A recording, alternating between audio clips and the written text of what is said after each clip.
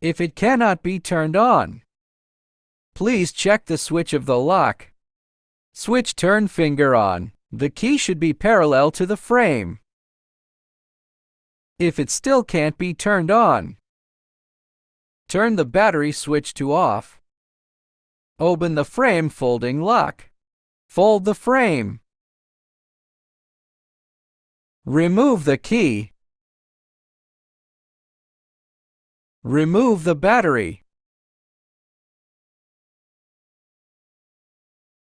Use a Phillips screwdriver to remove the battery discharge insert.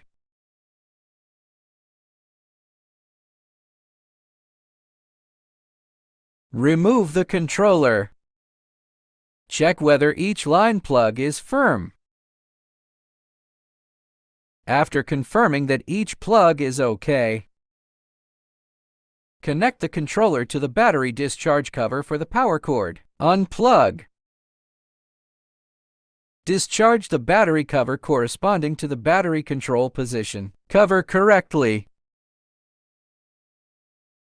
Use the key. Turn the battery switch to the on state for use.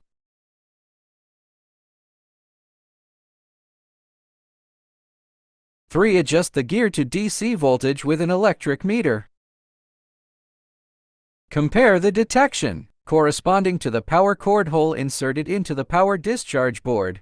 If 3 is displayed with an electricity meter, DC voltage over 40 volts, just normal. When the battery is normal, put the controller power cord. Insert the power cord into the battery discharge cover. Test if it can be turned on. The meter shows that it can be turned on normally. If it still can't be turned on, but the battery voltage test is normal, it could be an instrument failure. The meter needs to be replaced. Battery DC voltage cannot be measured. Due to battery failure, the battery needs to be replaced.